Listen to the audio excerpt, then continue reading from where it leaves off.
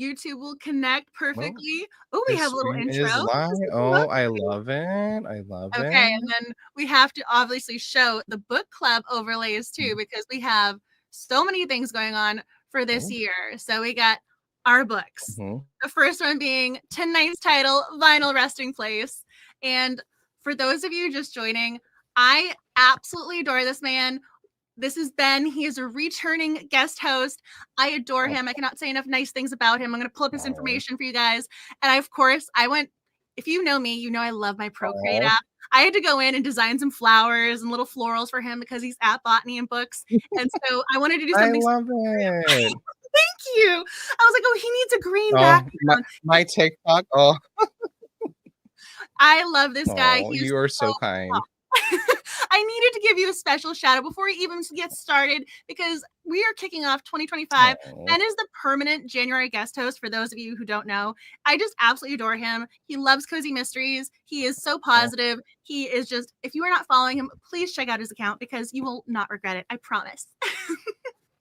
And I'm so excited to chat with you about tonight's book, Vinyl Resting Place by Me Olivia. too. Final resting place. You are so sweet, Angela. Oh, Well, I wanted to get. It's always a Oh, no, it's go always ahead. it's always a pleasure. It's always a pleasure being here with you. So I always enjoy chatting, and it's just like hanging out with a good friend. So and I love it so Aw. much. I adore this guy. I really do. He is so sweet. And it's so funny with virtual friendships and things like the book club where I see your usernames in the comments. I feel like I know you guys and I haven't met most of you in person offline yet. But I mean, it is so exciting to be here and talking with Ben because it's been a little while since we've chatted and Yeah. done this. I mean, December is a crazy month with 12 days of cozies. So we didn't have a live stream for December. So even though it hasn't been that long, it feels like a very long time since I've been live talking to you guys. And I'm seeing all sorts of comments. Welcome. Oh my gosh. First timer. Welcome to the Cozy Mystery Welcome. Club.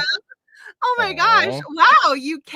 I mean, I saw people joining from all over. This is exciting. We got Japan in the Awesome. comments. Oh, Welcome. Bunton.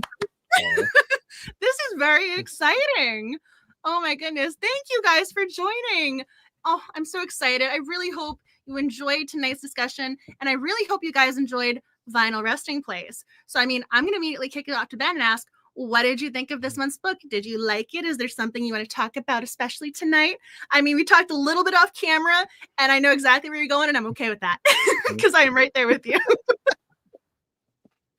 Well, first of all, it's fun being in Texas. So I just saw Austin, which I mean, we're pretty close to Austin here with the Vinyl Resting Place.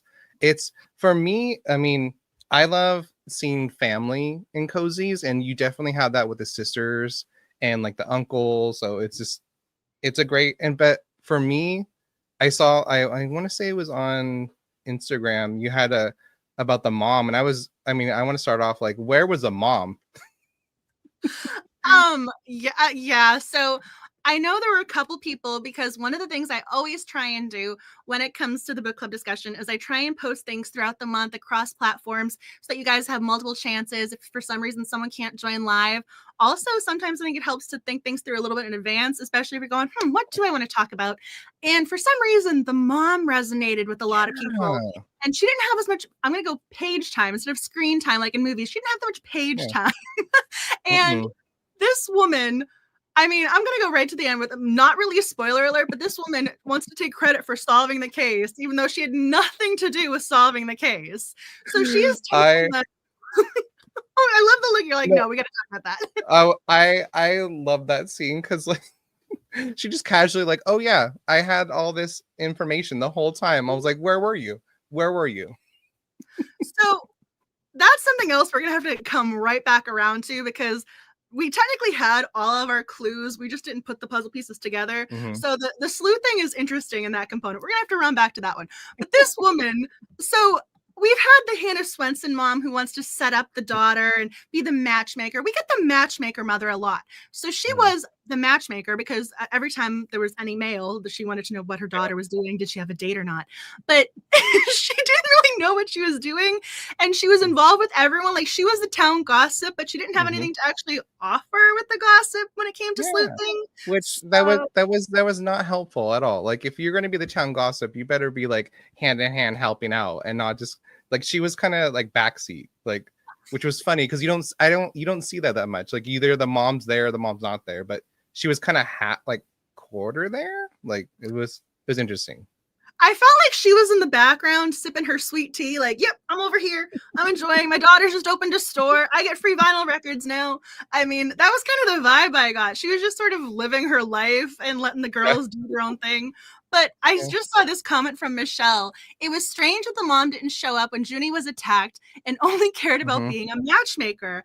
I also was very surprised that this woman did not check on the daughter when we had the flat tire. The daughter when she was assaulted because someone was in her Uncle Kevin's house. Yeah, she wasn't there. It was her sister was there. Her sister came. Oh, so here's the other one. This is where I thought Ben was going, because right before we started, he goes, I hated you. And I'm going, okay. I was like, we'll get there. Yeah, we're like, yep, that's totally, we're going to have to talk about this love triangle.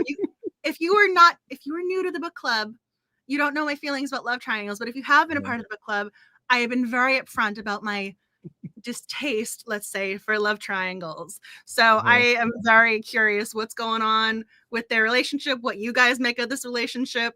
But yeah, so we had the mom who was questionable, and then you thought Bew was questionable. Are we saying Bew or Bo? How are we saying this? Which way do we want to pronounce his name? I want to say it was Bo. I listened to the audiobook too. Yeah. Okay, so again, sometimes, and I love how I just saw yuck.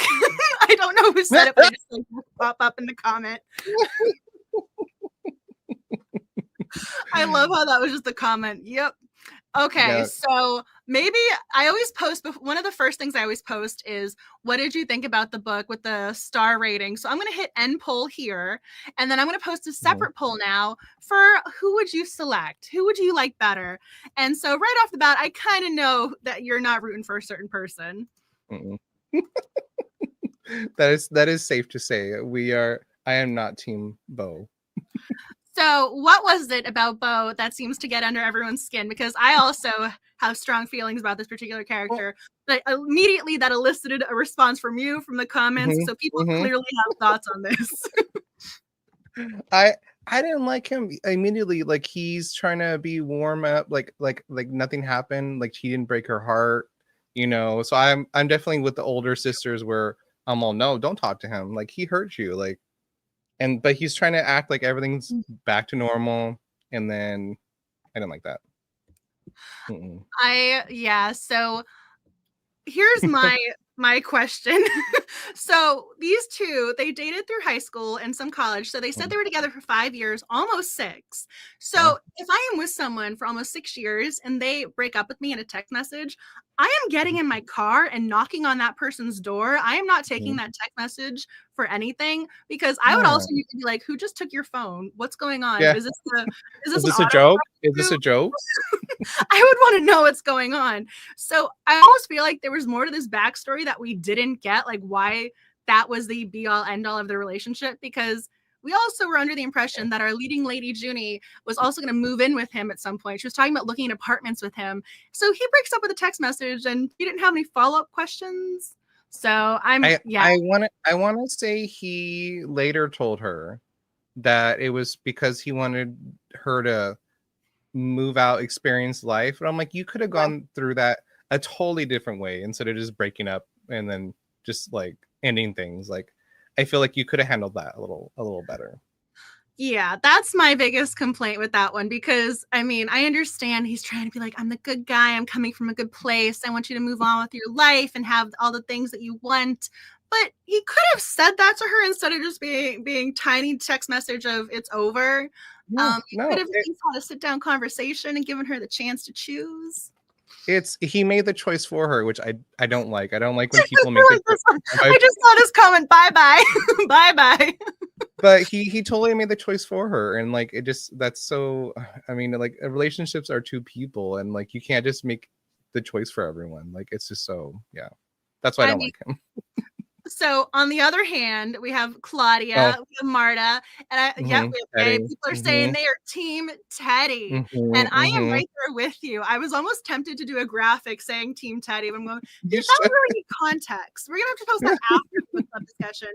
Because prior to, people are going, is she buying a teddy bear? Is she getting a Paddington? Like, what's going on over there? So I was going, okay, after the live stream, we'll have team Teddy. Because okay, Teddy's meh, but even then, Teddy might be meh. He's better than Bo over there. It's a better choice. It's a better choice. Oh my gosh, I like this one. Is there a third choice to be named later, Mama? Oh goodness, there needs to be a third choice. Yes. So there is so much going on with this side character. So not only is Bo the previous ex-boyfriend, he is also our town detective. He's not sheriff. He's just a detective. I kind of had to go back and double check to make sure his rank, because I was curious with the way he took over this murder investigation. But I like this comment because the word manipulative is really kind of, that's jumping out at me from Michelle's comment right here, because he actually kind of gets our leading lady involved with the mystery, and he brings her along to go interrogate someone kind of on site. And so that kind of gives her the green light in her head, even if it's totally her reading into it a little bit. And let's be real, like, just because someone brings you somewhere does not mean you can go chase after a murderer. True. You're not all of a sudden on the police force if someone takes you apart, right? So she did take up a little bit of agency with that one, but he kind of gave her the impression, yeah, it's okay for you to be involved, because he wanted her to kind of help him do his job. So what do you think about him looping her in without actually giving her the authority? Or again, she doesn't have a weapon, she doesn't have a taser, a gun, nothing. No, and like there is a killer out there, and he is happy to get her, like, thinking that she's doing something for the helping out. Like, it's dangerous, and it is manipulative because he's controlling the situation, which, I mean, and then he's like trying to be all nice, getting her food, and I'm like, no, like trying to go out on dinner with her. I'm like, no, don't do it. I like how, so when he showed up to family dinner, the taco night, she goes, I mentioned family dinner to you. I didn't invite you to family dinner. That's where we're going, okay, someone else above mentioned him being bossy or taking advantage. We're going, that right there, totally taking advantage.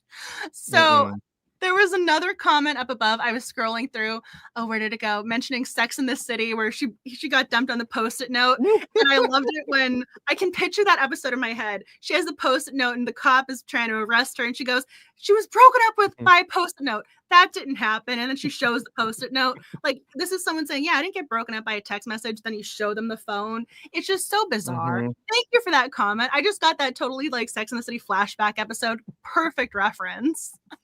Well, and then, like, he just, in this situation, he just like eases in like nothing's happened. I'm like, sir, you need to talk about, like, you just, like, you broke, I understand it's years ago, but like, you broke up with her by text and then expect everything to be perfectly fine. Like, no. I'm sorry, but if I was to be in her shoes, I would not be as calm upon seeing him for the first time. I would be so mad with this guy. I would definitely have some feelings and I am not an aggressive, combative person, but yeah, for this one, I would definitely have something to say, or in the very least glare at him, give him some sort of look. The sisters on him, like the sisters don't like him either. The sisters are not fans of him. No. That should tell you something. I mean, I'm not trusting the mother's judgment. Hers is very questionable, but I trust the sister's judgment. I like the sisters. Yes.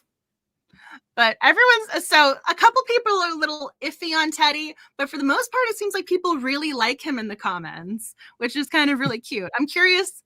Okay, in comments, tell me, why do you like Teddy? If you think he's meh, why do you think he's meh? I saw a couple of that. You like that word. I saw that a couple of times pop up. Meh. But most people seem to like him, though. So I'm curious what it is, because I have a very specific example for this one. I'm going to ask you first. What do you think about Teddy? But I have one in particular that I'm going to refer to. I like Teddy. I just want him to be a little more assertive. Where Bo is super assertive, Teddy is very timid. And I want him to, you know, if he wants to go on dates, he needs to be a little more like outgoing there. Like, he's too stuck in like the friend kind of that friend zone, and he just needs to kind of push himself through. Like, but that's just me. Like, I mean, out of the two, definitely Teddy. Like, hands down.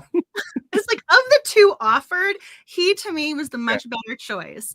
So even if you don't think Teddy is wonderful and book boyfriend material, I'm still rooting for him over the other one.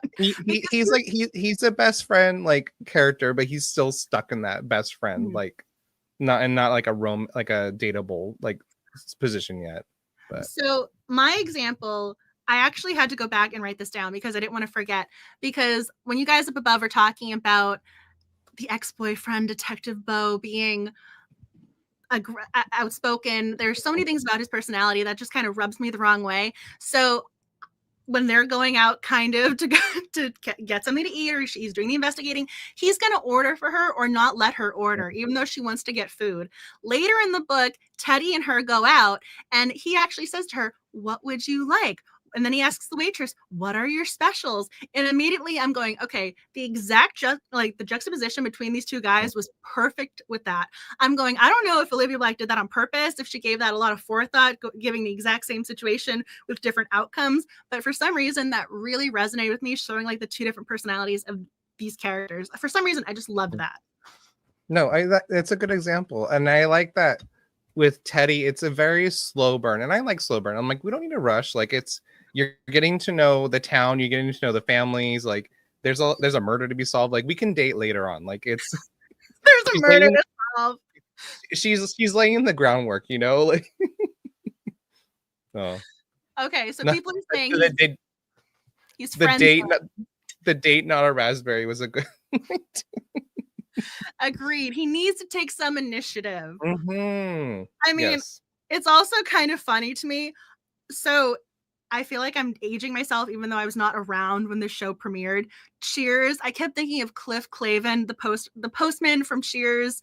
He's the classic example of the mailman. So I just kept thinking of him in the bar with John Ratzenberger, just, spouting random facts that are not true in any way, shape, or form. So for some reason, there are not that many postman fictional characters that come to mind. But I mean, I thought that was such a different profession for a love interest. I feel like we always get a detective, or we'll get someone who's a TI. Every so often you'll get someone in a different profession.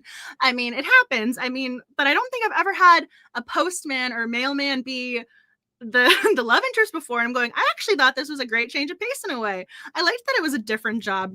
I mean, I also like that he chose that one in particular. He's going, yeah, I was in the business sphere, but now I want to do this. So I liked Teddy with that for some reason. He found what he liked to do, and it's very grounding for her. So it's, but what does he say? He's a postal worker, not a post. I just saw the comment, the postman from Legally Blonde. I didn't even think of that. The bend and snap. Yeah. Oh my gosh, that is the best reference. Thank you for getting rid of the Cliff Clavin, because I'm thinking, I saw Marty's comment up above saying, no, Teddy's not Cliff, and he's not. I wanted a different point of reference, and thinking about the guy, the postman, perfect. And Jennifer Coolidge, Your Time Is Happening, great reference. Okay, so I'm not the only person who's thinking about, like, wait a second, I'm picturing him in his little mailman uniform. So it was different. It was cute. But that also kind of a nice writing component, because the mail was part of the mystery itself of, why are packages getting sent back here when we haven't mailed anything yet? So it actually played into the mystery, which is kind of a nice little tie-in. Yeah. Okay, so I'm seeing this comment. So the sisters. Did you guys have a favorite sister? Ben, did you have a favorite sister? I'm really curious, because go for it. As the middle child, I definitely stuck with Maggie. So I don't feel like I'm as organized as her, but it's I loved her. Yeah. I thought both of the sisters were really interesting. I don't know. I almost feel like I did do an interview with Olivia Blacke that I still need to edit and post on YouTube, but I don't think I asked her this. And now I went to him like, are you a middle child? Are you the youngest? Because she seemed to really give the dynamics a lot of thought. And I'm an only child, so I can't really tell people if this is accurate or not, but it seemed like it kind of had a lot of psychological components that were pretty on point. Yeah, and like there was the age gap too, because I have a lot of friends there's an age gap too, so you see that too with them, where she's kind of doted on as the youngest child, and they're more protective, which I love. Yeah, I'm seeing the comments pop up with, so I looked it up because there are only 3 books in the series, and when I looked at that, my first thought was, "Oh, it would have been so cool if each of the sisters had their own point of view book." Mm, I know she didn't, but for some reason, I'm thinking, "Oh, maybe each sister can get their own book at some point." I don't know if she has a 4th and 5th book contracted in mind, but I think that'd be really cool to get the other sisters because both of yeah. them seemed great. Like, there wasn't, "Oh, I dislike you, but I like this one over here." I liked both of them. Yeah, they felt well rounded, and they weren't just like flat characters, which I really appreciated because you didn't have the mom, so you kind of relied on them being the family kind of characters. I mean, that mother, yeah, we're just gonna Yeah, mom. no. Even the end, eh, she had a little bit of a moment near the end where this didn't really have anything to do with the mystery. This was more of like one of those details that helps make up the story, or at least gives you some closure with one of the components. So in the store, there was a little secret hiding spot that our leading lady Juni used when she was a kid. She put a stuffed dragon in there. And so when she went back as an adult thinking, I totally forgot about this little hiding spot, she went in and to look at it, but there wasn't anything there, no dragon. And so at the very end, she goes, "Yeah, who cleaned out my hiding spot?" And the mother said it was her because she wanted to go back and get the letters the dad wrote to her. And that was kind of the only real insight into her that I think we really got Yeah, as a yeah, reader, like missing the husband, wanting to have the girl's father around, wanting to go get some of her past back. So, I mean, we yeah. did get a little insight into her and a little bit more likability, but it wasn't until the very end where I kind of came around on her. Like, Same, literally, same. It was a very sweet moment. The whole time I was wondering, I was like, where the box? Like I wasn't seeing it, and so like we were getting the end. I was like, like I hope it's not like a detail that's left for book 2 or forgotten about. I was like really worried, and so oh, it was nice like humanizing moment for the mom. So it did warm me up for her eventually. But I was like, this whole book like could have used some of this in the whole book for her. Oh, this is a perfect. Oh, I love this comment. The ending was a very good looking into Luke's coffee shot from the outside scene from Gilmore Girls. And I don't have my Luke's coffee. I usually have my Luke's mug nearby, but I don't have it tonight.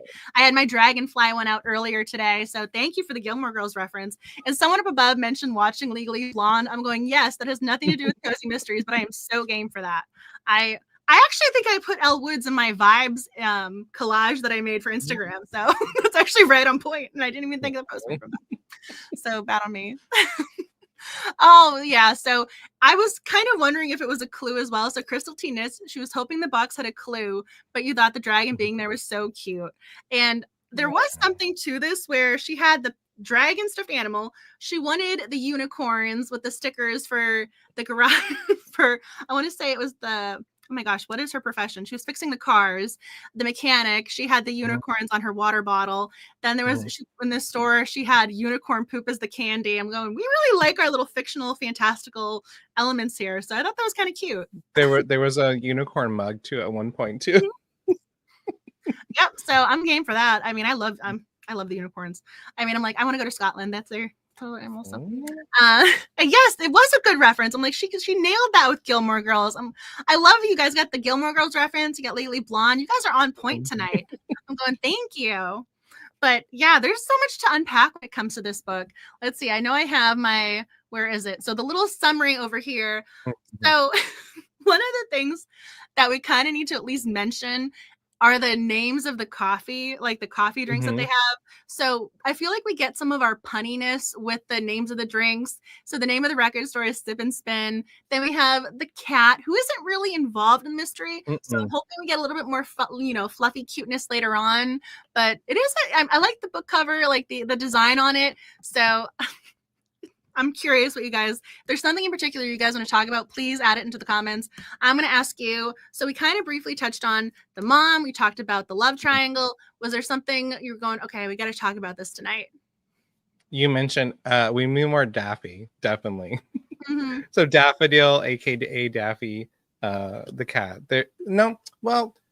Daffy did have a moment where they realized it was someone they knew because of the cat. So Daffy did help out. That Although I am curious, so our killer, how exactly did the cat become so familiar with him? Because out of all the side characters, I'm going, how did this one really get to know, like, did this, sneak treats or something? Yeah, I was like, was he just there all the time and we just didn't know? Like, it did catch me off slight guard because I was like, oh, him? Okay, thank you. Crystal T Knits. Did they ever figure out how the cat got in and out of the building? I was Well, curious about that too. apparently that back door is always open too. So And there's a murderer running around town, and that's where you found that body. I would think I would lock that back door. That when they were saying that, I was like, why aren't we locking this back door? There was somebody who just said the names of the coffee drinks were so long. I'm going, yeah, some of them were pretty long. That's a lot to say. It's taken me months, and I do mean this, months, for my shaken brown. See, even then, the shaken oat milk brown sugar espresso, like, it's taken me months to learn how to say that correctly, and I still stumble and have to think about it. And that's not a pun of any sort. That's too long. Okay, so we do have to talk about this uncle because yeah, we've kind of been talking about other characters, but not the mystery itself. So the uncle of our leading lady and her sisters. This man, I'm just going to say this. He's a terrible human being. He is kind of awful. And go for it. Take over. Tell us what you think about Calvin. So, one, he's running the lotto game in town. So that's something you slowly learn about throughout the story, that there's some game going on. And then you find out, oh, it's tied to the uncle. He also, he had so many parking tickets that Bo finally put the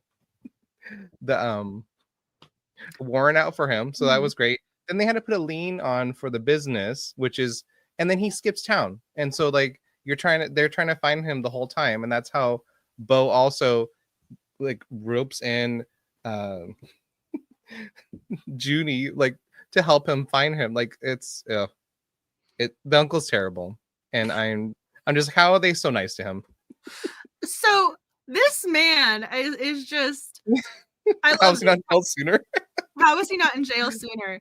I love that everyone's saying how much that he annoyed them, because there was very little redeeming qualities when it came to this guy, and so he just. I did see this comment. We are going to have to go back and talk about this, though. So he was given bad advice, but I almost feel as if he should have at least reached out to his family at some point in time. But even without taking the bad advice, he was still running this kind of underground gambling ring, and he was still racking up $1,600 in parking tickets. So I'm not really sure what his motivation was aside from self-serving. But we do find out he has a nice lawyer girlfriend, kind of. And when I say nice, I'm using that loosely because she's pretty aggressive herself. She is aggressive person. Yeah, so he ends up dating someone, and I'm like, are they a good couple? I'm not really sure what to do with you. Go live your lives and be happy. But he definitely creates a lot of havoc without actually being there, which I find kind of fascinating. There's something to this when you have a character who is super influential on a storyline without actually being there to have dialogue, interact with them. So I'm always really intrigued how you have a character be given depth when they're not actually there. And so that's kind of one of those writing components. You're going, how do we do this? How is this done? And every time this guy came up, it was something frustrating. He had secret money. He was doing bad things. And up above, I saw people commenting about this, and I wanted to get back to this. Even his friend, Samuel, they're kind of iffy together, and they're going under. But yet at the same time, rather than just declare bankruptcy, they're kind of trying to be a little, I don't know, they want to circumvent things and try and save as much money. And when I say save, they're investing and trying to take advantage of certain loopholes and situations. So even his friend was a little kind of going, okay, you guys might be a good pair together. But we do have to, I mean, I do want to get back to talking about Calvin, but the reason why we're saying the friend has issues, I mean, aside from the fact he's working with this lovely human being of Calvin, I actually have the giant note that you guys are talking about, the glitter bomb. The glitter bomb moment was hysterical. And we have to talk about this because I was laughing so hard when it came to the middle sister Maggie. We're not calling her Magnolia, even though Calvin keeps trying to do that. Again, another reason not to like him. If someone does what we call something, you just you don't call them, yeah. You respect that. Sorry, no, Calvin, no. So anywho, Calvin. So the middle sister, after Juni gets a glitter bomb exploded on her, and there's glue. I went back to double check. There's glue it's on sticky. It's a sticky glitter bomb. Oh, it's stuck to her. I mean, I also wear glasses. If I get no, so the sister comes out with a beach towel to wrap up her. Maggie wants to wrap Juni up in a beach towel, and she also has bags for her feet and a bag for her head. The bag for her head. She wants her sister to put her head in a plastic bag. And I was laughing so hard with that. That was actually one of my favorite moments in the entire book. It had nothing to do with the mystery, but it was just a great detail and scene. Who wanted to like film it again? They were like, wait, we need to film this again. Maggie! It was Maggie, yeah. I thought oh, I would love that. So I mean, seriously. Oh my gosh. All the comments are pouring in. I'm so sorry. I'm just seeing some of them now. Oh, and yes, see, the glitter bombs are the cause of all of the problems. If they never invented the glitter bomb, Monica wouldn't have gone to see Calvin. If she hadn't gone to see Calvin, crazy guy would have just left her alone. Potentially. He's still crazy though, so I'm not entirely sure. But at least it would we don't know about that. Yeah. No, it's iffy, but at least she wouldn't have died on the premises. If she would have potentially been murdered somewhere else. But the glitter bomb. I mean, the glitter bomb was the source of so much catastrophe. And I am right there with you. I love the sister. She's like, wait a second, I didn't get a before photo. I mean, you wanted to document the humiliation. She's like, let's do this again. The glitter bomb made me want to reach through my Kindle and fight that guy, Diva Temple. So messy. Oh. I'd be so mad. People are so mad on her behalf. I love this. I'm like trying so hard not to laugh. I mean, it's just, yeah, so much glitter.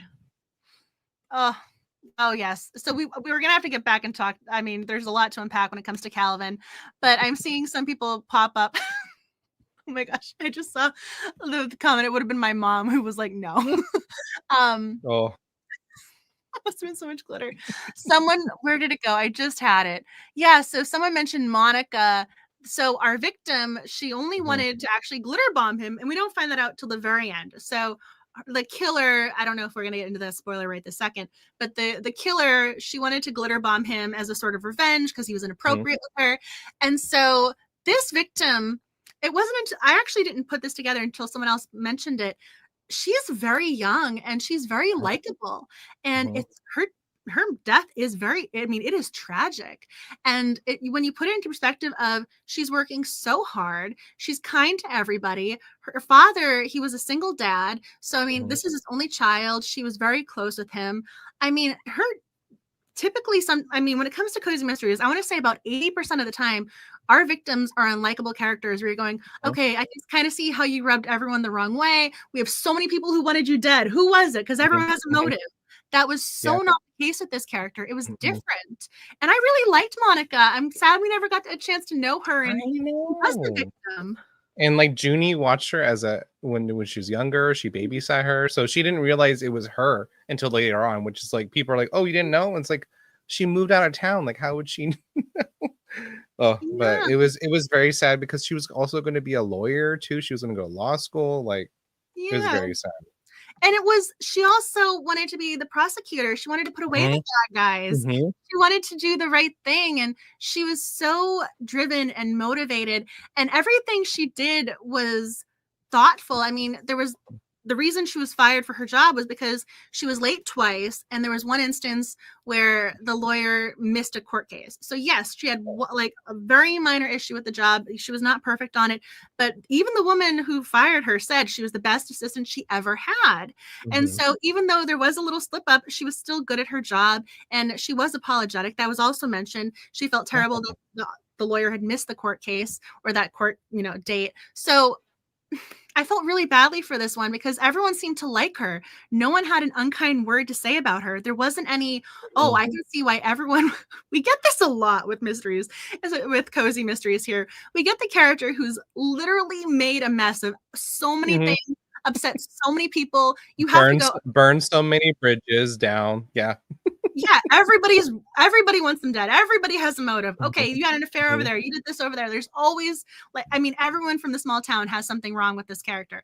But for her, there was none of that. And so it really did kind of set a little bit of a somber tone at times. So because you're like, what kind of monster did this? Like this nice person, and so young.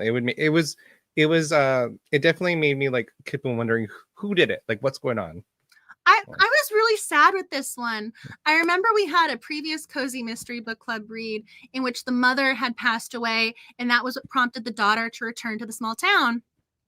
And so people had said that was really upsetting to them. It definitely set off a sad note when it comes to the book, because from page 1, you're dealing with grief and loss. And so it wasn't necessarily the same in this regard because she wasn't as close with this character.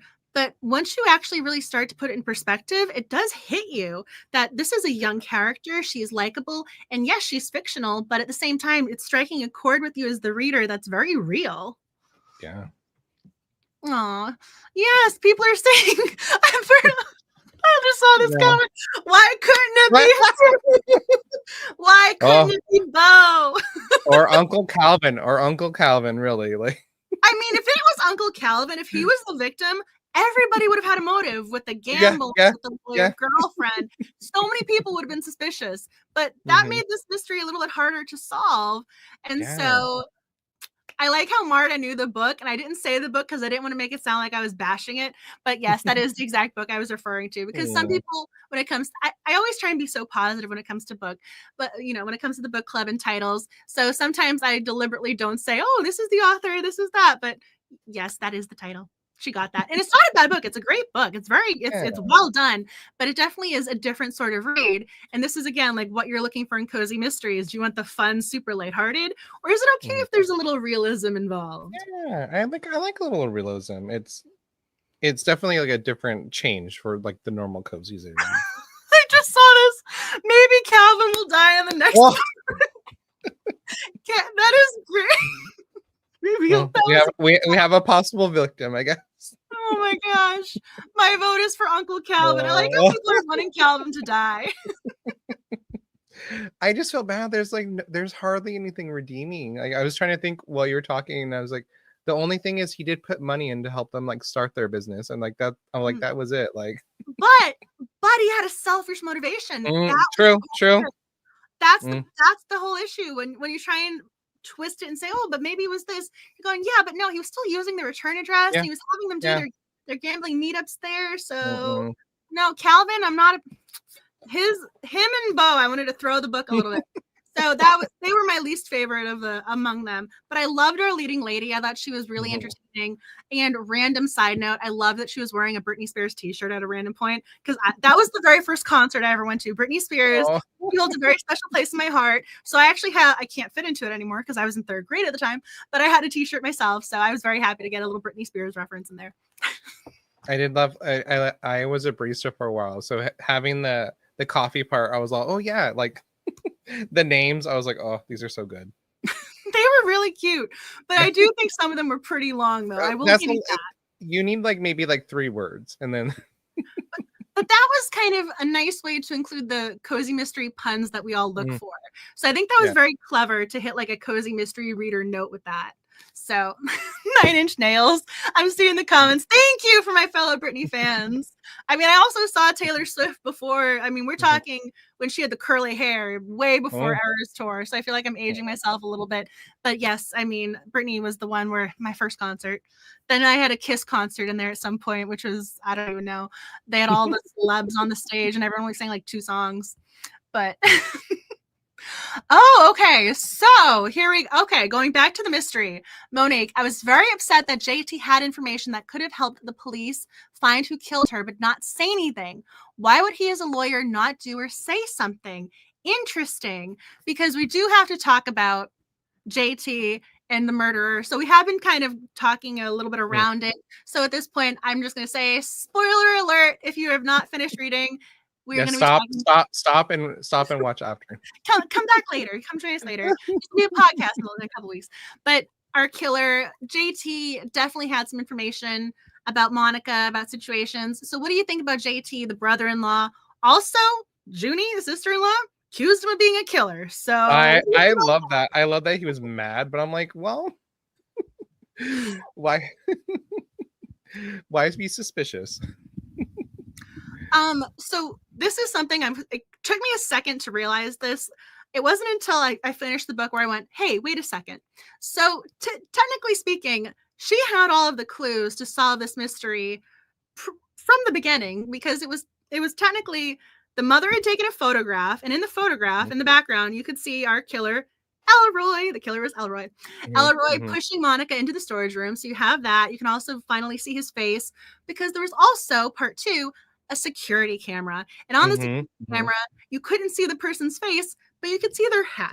The hat. And apparently hats in Texas, apparently they're very distinctive, and so they're like fingerprints, right? Apparently. So I that was new information for me. But apparently the hat was very similar to JT's, and so JT could have seen the hat and said, "Hey, wait a second, I recognize that design. Here you go." No, but then and again, did he? No, he did not do that. The book also would have been like this long if that had been the case. So But yeah, okay, thank you. Yes. So you're surprised Juni didn't go through the Facebook photos with the mother. So okay, so when did you guys actually start? First question has to be, did you solve the mystery? And also, what did you think about the big reveal? Did you know who it was? Were you satisfied? Did you like the reveal? I just saw this comment. No two hats are the same. Yes. So apparently in Texas, everyone has unique hats. I'm not really, I mean, I guess it has to do with the head imprint, she said. The head imprint in the hat. The wear, the sun, if they're outside or not. Like, so yes, but so there were clues there, but we didn't necessarily know about them for a little while. Yeah. So I'm just trying to go back up because I don't want to miss the comments. So did you solve this mystery? I felt that it was JT. So I mean, so Elroy was a close second, but I did not solve the. Well, this is one of those. I really liked Maggie, so I did not want it to be the husband. So I didn't even want to consider it. I was like, we're gonna break that up. Yeah. So people are glad it wasn't the brother-in-law. So I'm very curious because I posted it on Instagram, and I believe there were 30 responses for this particular question. And of the 30, only 2 people said they solved it. So that was a pretty low number. So it seemed as if it was harder to figure out this mystery. And I was trying to piece together, make notations of, okay, why would this be harder for people to solve? And I think maybe because Monica was such a likable character, it was harder to figure out who had a motive to kill her. So that's exactly. That's where my mind kind of went once I was starting to read the comments and trying to figure out like what people were responding to. And so the fact that that you had such a likable victim made it harder to parse out why would someone want to kill her. And Elroy, okay, I'm just saying it. Elroy's our killer. Again, spoiler alert. He is cheating on his wife, but we don't really know that. We don't really get to see him in a restaurant flirting with someone who's not the wife. We don't get to see him act inappropriately. So I'm not really sure if I knew he was having an affair. So I'm kind of curious if you guys figured out his motivation, because I didn't. I mean, basically my thought process was, I mean, also we have a leading lady here, Juni, who accused 2 separate people who were not the killer. So she accused Jocelyn, the lawyer, and JT, the brother-in-law. And so in my own little notes, I was thinking, okay, Jocelyn, but also just, I mean, I knew it wasn't her, but I was thinking Edie just because she was a town gossip. Like, she has to know something. Just, I mean, she's always she was on her porch watching them go through Calvin's house, watching them get arrested. I'm going, she's invested. She just didn't have a lot going on, but that's the whole, she was like, oh, some entertainment. I'm gonna park myself here and watch this. So I mean, I didn't think it was her, but I'm trying to go with who's the other characters involved. And so when you go back to the beginning, Elroy's description is kind of negative. Of he's lanky, he's got a little bit of a gaunt face. So maybe the fact that he was negatively described should have been a clue, but I didn't know his motivation until it was told to me as the reader. No, it would have been nice to have seen like a scene or so of him, like, you know, at dinner with someone else besides his wife or something like that. Because I feel like, yes, like maybe when she was out with Teddy going, I thought I didn't realize his wife was a brunette or something. Like we could have had that. We could have had a little throwaway thing. Like I feel like, without that, like you kind of didn't know what was going on. necessarily. Like, I just saw this. Juni isn't the best amateur sleuth, but it is her first murder. Yes, she has not solved a murder before, so she can, a little bit of leeway. That was funny. Okay, so did you like the fact that it was kind of not left field? I don't want to say left field, that's the wrong terminology, but somewhere where you wouldn't necessarily know who it was. Did you like the surprise? Did you wish that you'd had more of a, oh, I could have solved this case? What were you thinking about that? I'm always okay if I don't solve it, as long as the journey I enjoy. For me, as long as the journey's good, like is fun as we get there, then that's fine with me. But I was like, what, 2 chapters to the end, I was like, oh, this is not solved yet. Like, what is going on? I did have that moment where I was like, oh, okay, this is going to be wrapped up soon. Like, Yep. Well, even then, people in the comments are saying they were suspicious of him, but you wouldn't have been able to figure out the mystery in its entirety, I don't think, because you wouldn't have known, oh, he was cheating, he made an inappropriate pass at her. So maybe it's the fact that, like, even if you tried to solve the mystery, you were still missing one of the puzzle pieces, I felt like. yeah. At least for me, because even though I kind of had him down as a potential, okay, maybe he did it. I'm with you. I think after a certain point, I was just going, I just want to listen to this audiobook. And I mean, I did both, because when it comes to the book club, I try and be so prepared. I listen to the audio. I do everything because I want to make sure I know what you guys are talking about. So I was listening to the audio at one point. I'm going, okay, I think it's a 9 hours. I think I was 2.5 in. I'm like, I'm just going to listen to this and enjoy it. Yeah, I was more like along for the ride than doing my, okay, here's clue 1. Here's my clue. This is a red herring over here. It was just the journey for this one. I feel it was majority red herrings, because you had like, everyone was like, oh, Calvin's the murderer. And he wasn't there. So I was like, well, it's not him. This is too obvious. So I didn't really have any other candidates, I was like, well, I guess we're because like you said, like it is hard when it's a likable character and there's no one speaking negatively about her. Yeah. So it's like, so there's where's this? I just saw I'd pick my suspect based on vibes, not clues. That's hysterical. That's amazing. You got to though. It's I mean, she did have some great red herrings. So that goes with you on the journey, right? So you have, again, I like that I love that you guys mentioned that in the comments, that she is the amateur sleuth. This is her first mystery and her first murder. And she does go after the red herrings. And just like you as the reader, if you're going, okay, I have the same info you do. Yeah, you did it. Nope, well, not me. It's her. It's her. It's him. I just did not want it to be Teddy. I was like, oh no, Teddy better not be the murderer. I will be very sad, because then we're stuck with Bo as the only love interest. Oh, yeah, right. Amazing. He was so nice. I mean, I was worried. Worried. I mean, yeah. I don't even know what to do with Teddy. I'm just like, I mean, I love that some of you guys are saying, man, I mean, I really liked him. I thought he was kind of cute. I thought he had some sweetness to him. I kind of want to see what develops with their relationship. But I do agree. I was like, no, please don't let it be Teddy. I didn't even want to consider him. Like, he never even made it in my suspect radar list because I thought he was too adorable. I was just worried because I was like, oh, well, then she'll be stuck with Bo. And then it's like, well, I can't have that. I saw one of the questions. Where did it go? Did who else has read? Anybody read the rest of the series? And so I was actually telling Ben this before we got started. So I'm going to tell you guys a little bit of insight into my psyche over here with this. I cannot do love triangles anymore. I just don't have it in me as a reader. They frustrate me.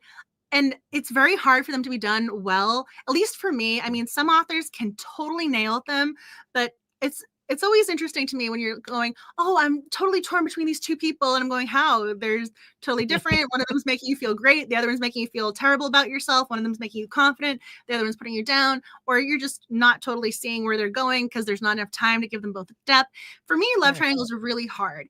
And so I was probably about this far into the book where I'm going, okay, I just need to know what's going to happen. So I go buy books 2 and 3 and just skim because I need to figure out who she's going to end up with. So I ended up going through book 3 before I even finished book 1 because I needed to know what was going to happen with this love triangle. So I needed to know. I needed to have comfort or be able to prepare myself and say, okay, now I'm looking out for this. So I kind of read the series, but a little bit out of order and in a little bit in a way that was not intended. I also love that that's one of the first things you told me when we got on the call. And I was like, I can't do love triangles either. I was like, no.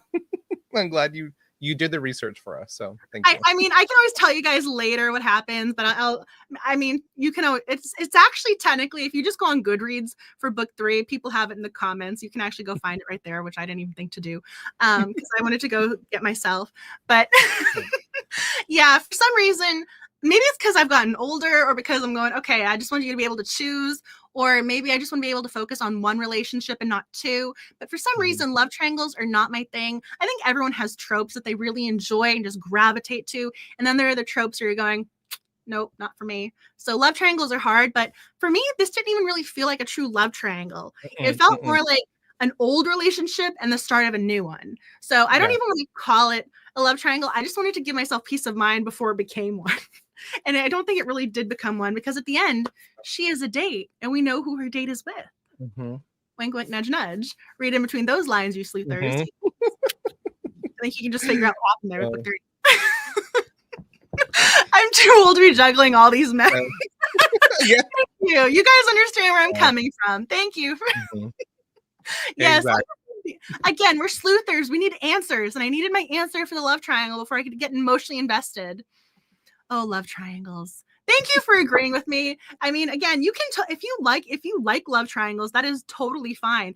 I mean, I also, again, understand the psychology of it. You have a sleuther who is relatable, who you like, and 2 guys, both great guys, are vying for her heart. Going, yeah, I get to live vicariously. I get to, like, you know, be excited that this guy, like this one, is in love with her. I mean, I understand the psychology of it. Okay. Yes, Stephanie Plum. Yeah. There's so many go-to love triangles. Oh, thank you. Okay, you love a good romance subplot, but you are not down for the love triangle, so I am not alone. I just saw this one. Stephanie Plum is the worst. Just pick a lane. Thank you for validating my feelings on love triangles. I feel seen. Thank you. Well, because too, right? If they don't choose your guy, you're gonna be disappointed. Going, I've read how many books for this? Yeah, you're like 15 books in. You're like, no. Choose my guy, or I'll stop buying the books you threaten, and then you buy the next one anyway. Hello, Hannah. You gotta find out. And Norman, Mike. No, I mean, at least when you have I mean, I was gonna say I don't want to give away spoilers, because there are other books that have love triangles that kind of tackle them differently. We have one in which I'm not going to tell you because I don't want to spoil it. The leading lady, our protagonist, our sleuther, actually gets married and he passes away. And then one of the previous love interests comes back and she ends up with him. So not really love triangle, but a very different way of getting up back to the original guy. That's one way to solve it.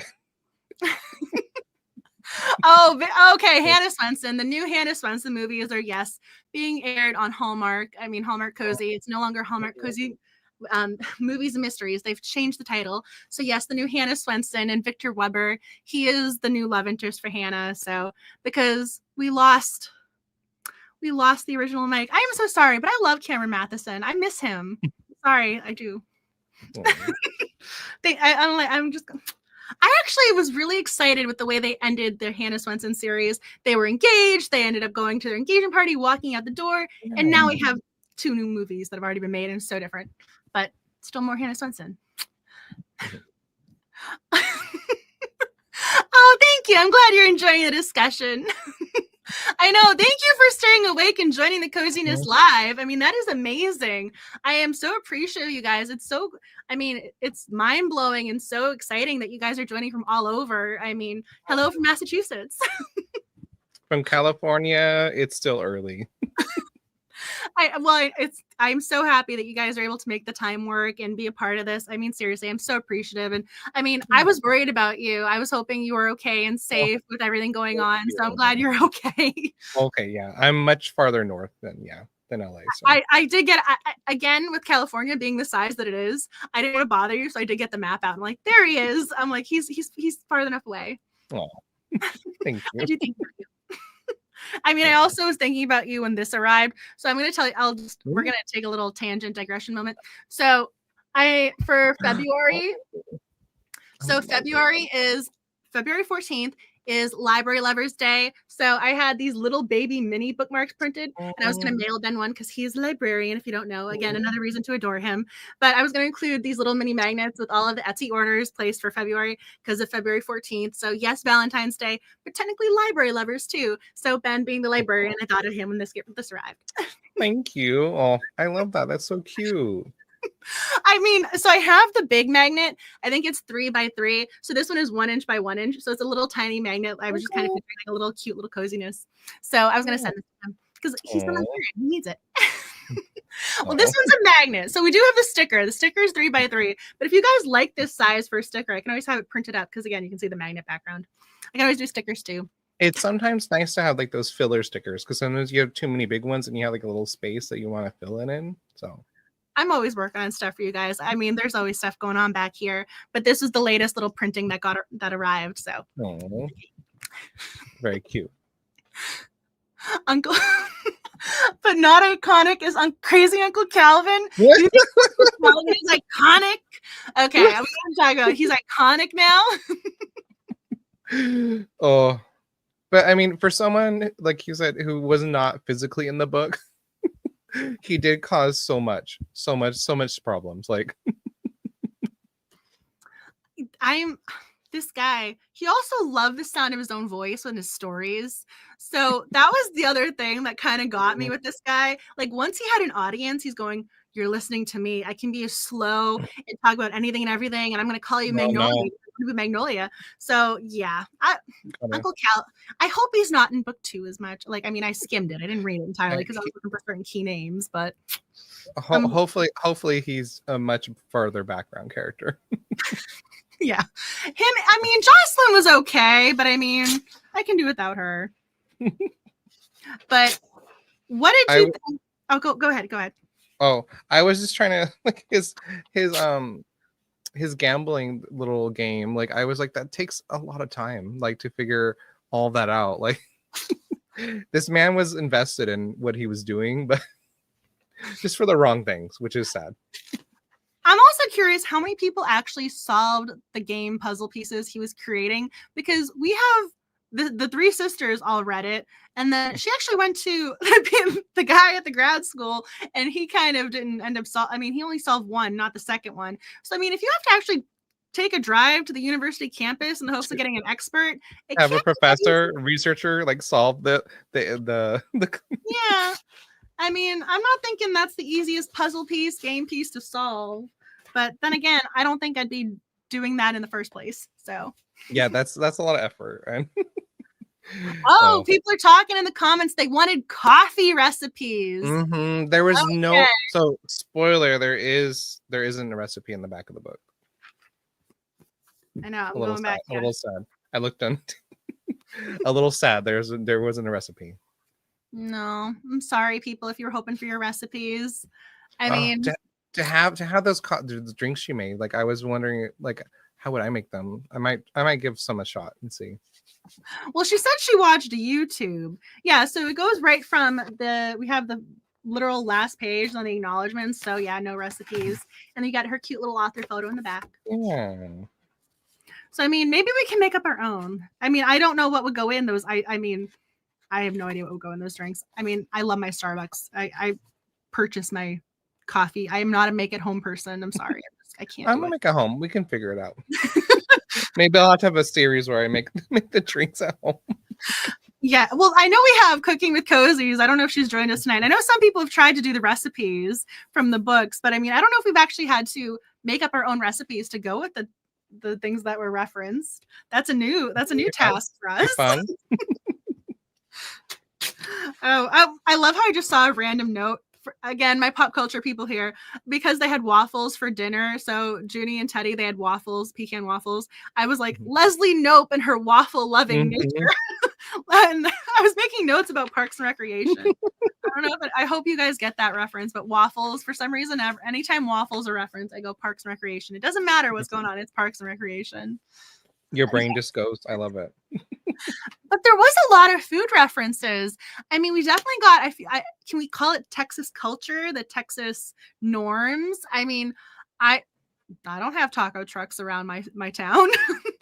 I mean, fried ice cream. I don't know. I mean, is this fried ice cream? I don't know if it's like tempura, like ice cream. That sounds delicious. They had a lot of Texas recipes where I'm going, that sounds really interesting. I've never heard of that. It made me want to have barbecue. So definitely. Although I will say, I'm a vegetarian, so I was a little like, I don't know how well I would do. I visited Texas briefly. I went there twice. I went there for the Pop Culture Association for academics. Again, pop culture. I live in the world of fandoms. That's one of the areas I study. And so I was there for the conference, and it's interesting because I wasn't there that long, but I mean, first of all, it was very warm. I actually was going to wear my pullover. So little spoiler alert, I always try and dress for the live stream. So our leading lady, we have to talk about this. She rode a tricycle, so naturally I had to put on my Jessica Fletcher pullover because she rides a bike as well. But I also had my Texas pullover that I bought when I was the tourist, so I was going to wear that. But I was like, no, Jessica Fletcher is always relevant. But yes, I almost wore my Austin pullover. The bicycle scenes, I was like, oh, Jessica. We do have to talk about that. What did you think about? She had a tricycle. It wasn't a bicycle. It was a tricycle. Thoughts, opinions, please tell me, guys, what you think, because I immediately was just like, it is Jessica Fletcher. This is, even if it's a reference to her without being a reference. My little Jessica. It pretty much is. I do love a walkable, not needing a car. Awesome for her, but tricycle is definitely a choice. But I guess if you're not good balancing, like it's the safe choice. I need her to grow up and get a car. No. Judy needs a car. She's good on her tricycle.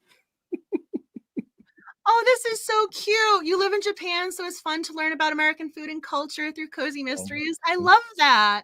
That is true, though, because it does feel like a nice little vignette, like a nice little insight into what's going on. Because, again, it was accurate. I feel like I totally lost my train of thought when I was talking about being in Texas, but it did feel representative based on my limited time there. That's where I was going with that. So I'm glad it can help give you insight. I mean, the reason I also was saying that is because they had multiple steakhouses, and I was ordering my Caesar salad. I'm like, hi, I don't really know how I belong here, but do you have any mac and cheese? I mean, I was ordering random stuff. I would think I was ordering off the kids menu for like 2 or 3 days. It was kind of funny. It's totally normal stuff. So I love the people talking about the comments. So yeah, the tricycle was an interesting detail for her as a character. You'd imagine her as a toddler driving. That's hysterical. Yes, but true. This is very okay. Lucky Snapper Kathy, but look what happens when she drives her uncle's car. So technically speaking, the one time she's in the car and she gets shot at. So yeah, maybe she shouldn't be driving. She is much safer on a tricycle. She did not get shot at while she was on the tricycle. So yeah, see, maybe cars are a bad thing. Also, if Teddy is the one who can drive you places. Again, I like Teddy. If you guys are iffy on him, that's totally fine. I do like Teddy, but he drove her and he waited for her. He was very sweet. So if you have your own little cute postal man, he could have left her there in that industrial park but he didn't, which is great. I mean, very sweet. Is there a happy medium between a tricycle and a car? That is funny. That was really like a moped. Like get her a moped. Yes, thank you. Okay, Crystal T Nudes. You didn't even know that this was a real thing for adults. Kind of. I was wondering about scooters or a little I was with you mopeds. I mean, so I didn't know tricycles are really a thing for adults. I had to actually go online and Google that. And it seems very balanced. So if you're not very great at balancing, it's a very safe, accessible. Oh, yep. So yeah, she doesn't know how to parallel park. I will say, my car does not have the rear view mirror camera. I mean, so many people have that now. My dad's car has that. And when I first experienced that, I'm going, this is the best thing ever. I'm going, okay, I can parallel park. I can do this. Meanwhile, my little car with the blind spots, I'm looking around. I'm going, yes, we do have, I mean, this is also a modern cozy mystery. We haven't really talked about the millennial components of this. But yeah, she didn't know how to parallel park, but maybe now she doesn't have to learn how. Maybe she can see the rear camera. I like how you agree a moped would have been better. A moped. But yeah, so we do, going back for a second, What did you think about this being a millennial cozy mystery with the sleuther being a millennial, all the millennial references, lots of pop culture references? So I'm kind of curious what you guys thought about that, because on one hand, you're going, okay, this is very in the moment, but I'm curious about like the longevity down the road, because one of the things I made note of, and I had this, because I actually had to stop and think about it. She references, I felt like I was in the Upside Down, and I'm going, wait, that's Stranger Things. And I got the reference. So I'm curious if people like 10 years from now are going to get that reference if they pick up the book. So I'm curious what you think about the pop culture references. If you liked them, if it's not your jam. If you think it might be like dated too quickly, or it was oh, sorry. No. I was it's just a flip. It's just a little I always this is like, it's a movie reference, but I always think of like 16 Candles being representative of like the 80s. So I mean, technically speaking, that movie Breakfast Club, it like encapsulates the 80s. Like those things are perfect representations of their time period. So like technically speaking, this could be the perfect encapsulation of the millennial cozy and be like, yep, we're just going to recommend this forever now as the millennial cozy mystery. So even if it has dated components, I don't think that's a bad thing. I'm just curious what you think about that. It's nice also to have a younger sleuther too, because I feel most sleuthers are, I mean, now like it's like 40 and up, like you know, or maybe 30s. Like you have someone who's much younger sleuthing, which is pretty awesome to see in a like a modern cozy. I mean, I do love older sleuths, like they're great, but like it's nice to have like a more fresher kind of take on the sleuther too. I mean, she definitely had some interesting references. I mean, I had to pause and go, wait a second. Yeah, what was that? And I mean, she's not that much younger than me. And I know the author is a couple of years older than me. I've met her. She's really great. I love Olivia Blacke. She's super sweet. She's a lovely person. She has another cozy mystery series that's also, I mean, highly recommend. But I was just curious. Yeah, our leading lady here is, I love how I always call them that. I'm like, I always say the leading lady. We're going to have to get a cozy mystery. We're going to say our leading man. Our leading lady over here, Juni, she's only 28. And so she's definitely on the younger side for the cozy mysteries. We had Killer Chardonnay, where I believe Parker was also, I believe, 27, 28. Yeah, she was young too. Yeah. And what's funny is I always recommend that one too for people who want like a more kind of modern cozy. So like, this is definitely going to be like another where I'm like, oh, you want like a younger, modern, like kind of sleuth, like definitely these two. Yeah. Which is also kind of fun too, because I'm going to go with Hannah Swenson because we were referencing it before. So Hannah, I feel like, has just stayed static. She hasn't really aged much as the series has progressed. She's kind of been like this limbo land of, okay, we're just going to stay in this same age bracket for a while. But at least if you start out like this, I feel as if your sleuther can age naturally and going, yes, we're going to be 28 and then we're going to get married. We're going to have this over here. You kind of get to age with them, which is kind of nice. You get to see them grow up in a way, which is really, it offers you a lot as the reader, a lot of different insights and opportunities as the author. Oh, I love that you just mentioned, yes, Olivia Blacke is so great.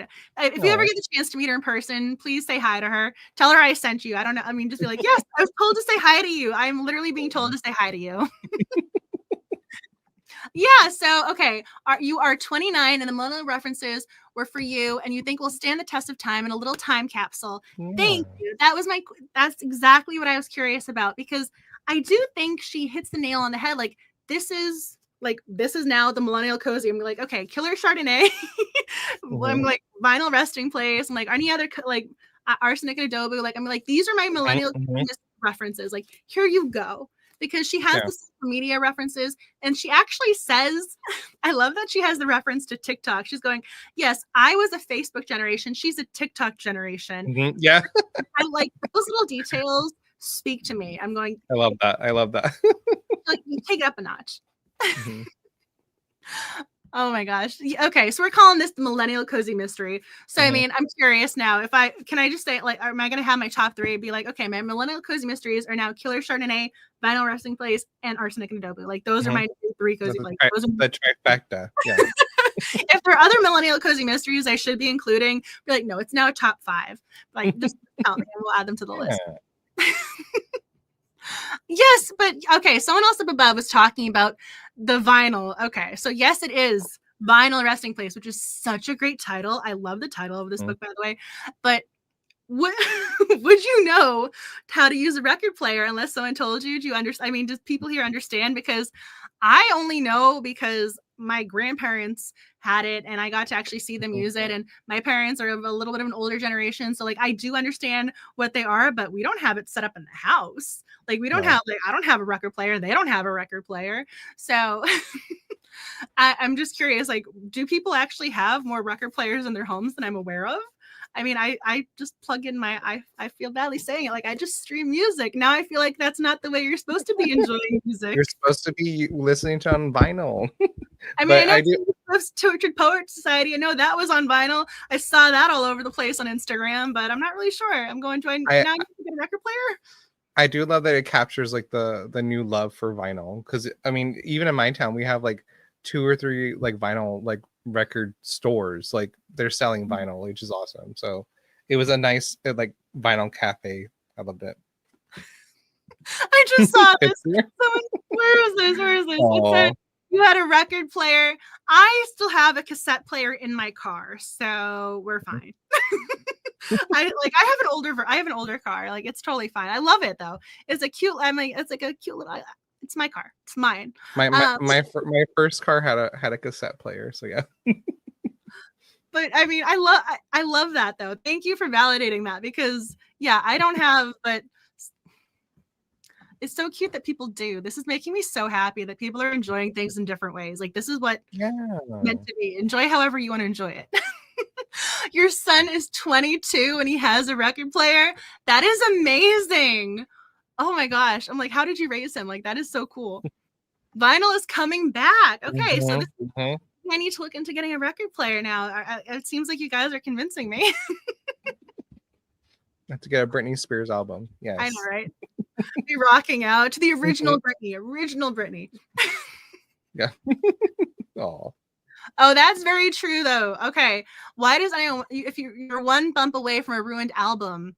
That's very true. Yeah, like CDs when you get the scratches on them too. That's very true. But I also think about it with iTunes. This is something that actually came up in one of my law classes. I was a law minor, and then when I was learning, I still have to finish it, but one of my PhD classes had to do with the law and technology. So when it comes to all the songs that you buy, like your heirs cannot inherit them. Like they die with you, they die with your account. And so people with Apple were trying to get laws and get things to say, no, you can pass them down or send them, like you, once you have your Apple library, that's yours. And it stays there, where at least if you have something tangible like the vinyl, you can pass it down. So there are, give and takes there. Yeah, I know it's like digital and physical media. Yeah, like you can't. Yeah, like if once it's digital, it might go away. Yeah, I mean, at least if you have the vinyl, like you have a tangible representation of your music, you can pass it down through generations. So there are, actual physical versus digital. Yeah, analog versus digital. I'm going, oh.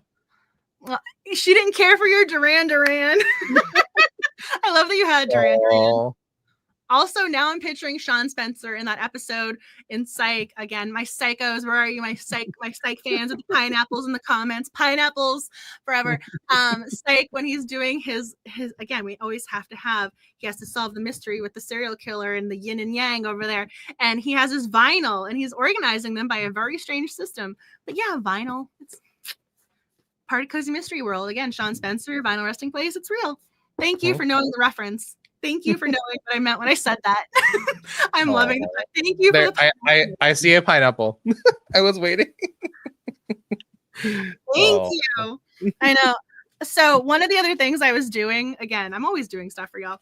So there are the Psych stickers, but then I have like a new little packet to include to go with them. So we have different things to add for Psych. So I'm excited about that. So I'm always working on stuff. But yes, pineapples for sure. But yeah, I love that you guys are just talking about Psych now. That's amazing. I love Psych. I highly recommend it. It is a great TV show. Sean and Gus, they don't make characters like them anymore. But if there is anything about the book that you want to mention, now is the time. I know someone else mentioned. So right now there are only 3 books in the series. So I made this graphic. These are the 3 titles. I also love that the cat is on the cover with all of them, and apparently he's always breaking things or pushing them off. I just wanted to point out how clumsy we have our little kitty cat over here. That's a very cat thing to do. I love Fatal Groove. That's such a good title. Oh, Rhythm and Clues. Rhythm and Clues. I mean, the titles are amazing. So we have our little, I mean, I have to do my little screenshots of them because I want to make it as easy as possible. So I actually need to look into this because I don't know if she's contracted to do book 4 because book 2 came out in 2023 and then the latest one came out in 2024. So maybe we'll get a 4th one. I don't know yet. But I am curious in the comments. I would love to know if you guys are going to keep reading the book. If you want to read book 2, want to read book 3. I am super curious if you enjoyed book 1 enough to now pick up book 2 and book 3. And if you're hoping for book 4. Mm-hmm. I'm curious. Will you be reading book 2? I will be reading book 2. I need to know. I feel like I need to know with Teddy and like...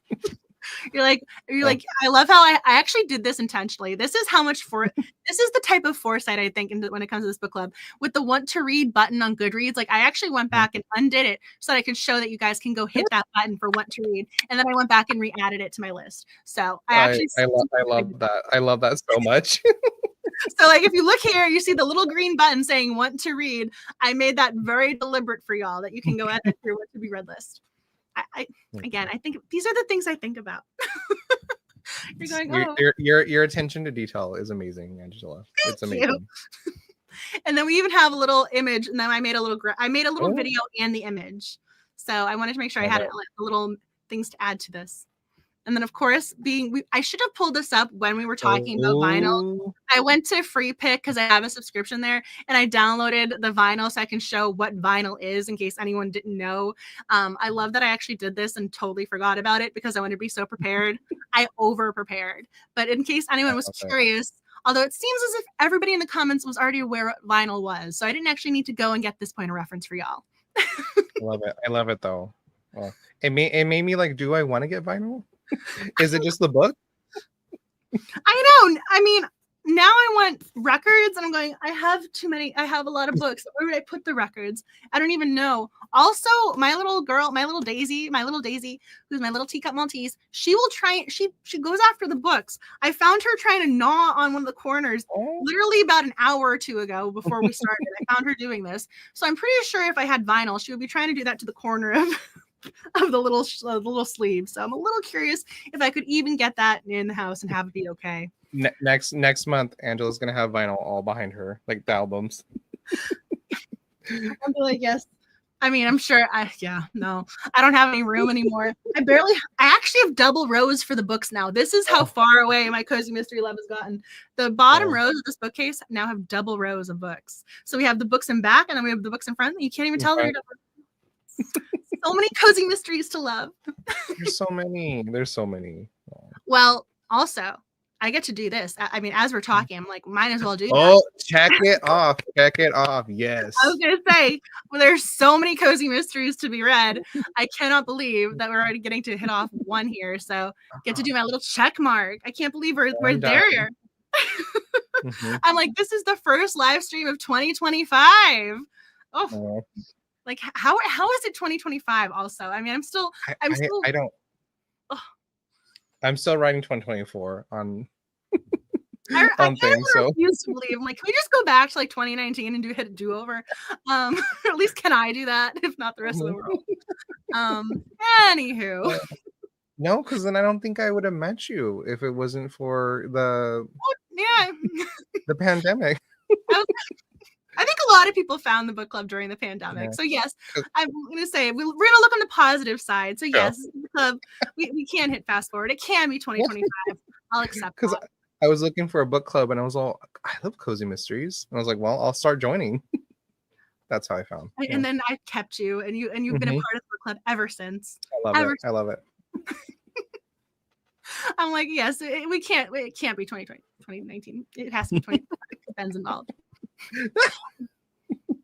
I'm with you. I'm not going to be writing 2025 in my planner until it's 2026. Like, I mean, it's going to be a while. We do love it.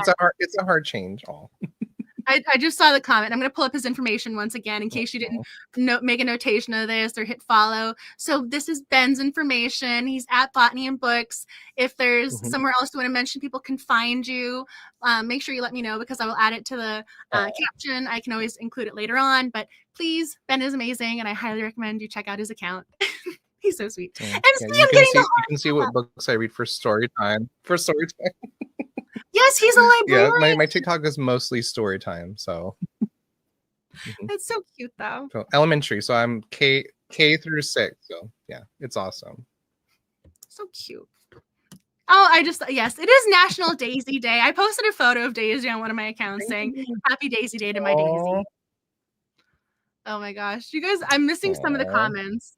I'm sorry if I'm a little behind because there's so many that come up. I try and show them when they pop up, but I'm so happy that you guys are being a part of this. And yes, comments. I'm so glad that you guys enjoyed Ben as the guest host. He's actually coming back. Do you want to tell them you're coming back? I'm coming back in July, so I will be here for a Wicked Yarn. Yes. Yep. I was going to say that book is around here somewhere in the vast array of coziness that is this little filming area. So, I mean, Ben's amazing. I love that he's the permanent January guest host. So, in case you didn't know, January is actually, when it comes to the voting, I go back and find the titles that came in second. And I mean, we actually had a vote off at one point because we had a tie, which was, I mean, we've had multiple ties over the years, which I am always so fascinated by. I'm like, I don't know how the mathematics worked with this, where we have an exact tie, especially because it was at one point, I think it was like 33.7. I'm like, how is this a tie between two titles? But anywho, this was one of our come back around titles that came in second. I think this was actually came in second 2 years in a row, and it finally won its revival category. So the January book is always a title that almost won, but didn't quite get its way. So next year for January, again, 2026, I'll do that again. So whatever titles came in very, very close seconds, almost first, they're going to come back around. So if your title didn't win when you did the voting, that's okay. Please don't worry. Maybe Ben and I will be talking about it next year, which is an amazing thing to say. The second chance month. Yes. I love it. Yeah. Oh, that actually reminded me. There is currently voting going on for naming our new Cozy Mystery Companions because I had 3 new little detectives drawn up, and they're all animals. We have the llama, we have a bear, and a peacock. So if you guys have thoughts about what to name these cozy companions, the Google form link has been shared across platforms. It was in the email newsletter. It's over on Instagram. At the end of the night, I'll share it again in the comments. It's hopefully you guys can access it, and it's easy to go in and submit your vote so that you can name our cozy companions. I just want to make sure I reference that because I'll close the voting form probably by the time I send out the February email newsletter. So probably I'll close it on Friday. So get your votes in now. Oh yes, I'm so glad you enjoyed the book. If there is anything you want to mention, please comment now before I lose my voice or before someone has tech issues, whatever's going on. So if there's something you want to mention about the book, you have a question for the book club, now is the time to comment. And as we're talking about comments, I don't want to forget to mention that there's always a giveaway. There's always a giveaway. I was wondering. I know. I feel like this is. I need to make sure you guys know. So there are 2 giveaways tonight, which is super exciting because there are so many comments popping up, which is incredible. And my goal is to go through and have all of the comments translated to giveaway entries for Thursday, Friday. But there's so many comments, which makes me so happy. And if I didn't see your comment tonight, I will see it when I go back to do this. And it's always so fun when I do because I always see comments that I did miss, and they make me smile. And I'm always excited, going, "Oh, I wish I had known in the moment." And people don't even know I'm like gushing over them. I'm over here gushing over them. But so one person. So we actually read this for the book club. So Murder in Irish Village, they're doing a reprint. So now it's trade paperback. Trade paperback. That's bigger. Yeah. Oh, I love it. So instead of just being mass market, it's now trade. So one lucky glow up. Doesn't this look kind of nifty? Like I like the little colorings. So one Sleuther is going to win a reprint. However, Kensington rocks. Kensington Cozies, major shout out to Larissa because Larissa is amazing. She works at Kensington. There's so many things. I cannot say enough nice things about this woman. So one Sleuther is going to win one cozy mystery, and these are mine. So the winner is going to get cozy mysteries sent to them from Kensington. So one winner is going to get this, and then another winner is going to get 2 titles. Oh, nice. So we got 2 winners coming. So then we have The Case of the Missing Maid and then Knife Skills for Beginners. So there are 2 cozy mysteries going to another sleuther. So we're going to have 2 very happy readers, hopefully. So hopefully if you're interested. And then I'll include all the information for both of these books down in the comments at the end of the night and also over on the Instagram. So hopefully, because I've been trying to post about these books like nonchalantly with, give you guys an insight to casual. Yeah, like little like nudge, nudge, wink, wink. Hey, you guys solve mysteries. So I'm like, you can pick up on the little nudges over there. So another sleuther is going to win 2 titles. So hopefully you guys will be happy. Hopefully 2 people who are excited to win these books. Yeah, that's awesome. Oh, yeah. I'm like, oh, thank you. I'm so glad you guys are commenting. Thank you. I really hope, if you want to win, add an extra comment or 2 because this is your chance to do it. So I'm really excited. Like Kensington is so generous and so sweet, and they always have so many books coming out. It's hard to almost highlight all of them because there are so many amazing cozy mysteries that are constantly being published by them, and also other publishers too. I mean, not just Kensington is great, but I mean Poison Pen does a great job. Crooked Lane does a great job. So many cozy mysteries, so much fun. And this one's what, St. Martin's? Yeah, St. Martin's. Yeah, St. Martin's. Again, St. Martin's did a wonderful job too. Don't want to forget to mention St. Martin's. But yes, I don't want to forget because there's always someone who's going to ask me. Next month, we are reading A Lady's Guide to Etiquette and Murder, which just so happens to be another Kensington that I was just talking about. Kensington Cozies, Kensington over there. So exciting. And this one is a historical. So we are going a little bit of a different road. We don't really get a lot of historicals with us. So I'm excited. We'll see what you guys think. But yes, now is your time. If there is another question, thought, anything you want to share, now is the time. Oh my gosh. I couldn't be a librarian. I would always suggest cozies. That is so cute. Oh, thank you. I'm so. And also, shout out to you for joining. I always try to recommend mysteries to my kids. So get them started at an early age. Oh, I was going to say, I did reorganize this bookcase just a smidgen. So let's see if I can angle it. So the Nancy Drews are being... The Nancy Drews. The Nancy Drews are over there. I was saying, I recognize those spines anywhere. They used to be on the bottom, but I wanted to look at them, and I didn't. And also, I wanted to get them away from Daisy because there was a good chance Daisy might try and bite them, and I didn't want to lose them. So now my Nancy Drews are prominently featured over there. Love it. I love it. Oh my gosh. I'm so glad you guys joined. Thank you so much for taking the time to join us tonight. I'm so appreciative that you guys read this book, chatted about this book, joined us for the evening. I mean, you guys took time out of your days to celebrate cozy mysteries with us, which is so amazing. And I'm so appreciative and thankful for you. And Ben for being such a great guest. I mean, he's always so positive and he always comes so prepared and he has just the best attitude. And I cannot recommend him as a person, his account, just everything about him. I'm like, please go follow him and celebrate books with him. I mean, thank you, Angela. And also for you, you're the most amazing host. So thank you for all that you do for us, and as for the Cozy Mystery Club, like it's just amazing what you do for us. So thank you so much. I'm really trying. I really do try to make it as easy for people to join so that the information is accessible across the platforms, because I know not everyone's on all the platforms and I want everyone to feel as if they can join the book club. So I'm really appreciative to everyone who does take part. And I mean, it's so amazing. I mean, I think we had like 70 something people at one point. Like that might've been one of I mean, it's incredible because cozies are a subgenre and they don't always get talked about. So the fact that everyone here is celebrating cozy mysteries and you're having the best time, I mean, that means the absolute world to me. So you saying thank you, I mean, it just makes me want to cry. Like, I'm like, thank you so much for saying thank you. It's a great group to be involved. And I know, it's across different platforms. So sometimes it doesn't feel like you connect with everyone, but it's always special. Like on these Tuesdays, like everyone gets to hang out together. So it's really nice. So thank you for the space you created. Oh, it's my absolute pleasure. And I mean, in this space, I get to meet someone amazing like you, and I get to meet all these amazing commenters who join the book club. And yes, you guys are a part of the book club. You are an amazing sleuthing family. I'm so appreciative of you. I mean, seriously, I can't just have a book club by myself. I mean, yes, I talk to my dog like she understands me, but it's not the same. I promise. I get to talk about cozy mysteries, something I love, with people who are also so sweet and positive and have so many amazing contributions. I mean, your comments make me laugh. They're insightful. They're just so much fun. So thank you for participating in the comments, and for Ben for interacting with me and making me smile and laugh and just being the great person that he is. So, and I just like all the applause is like, thank you.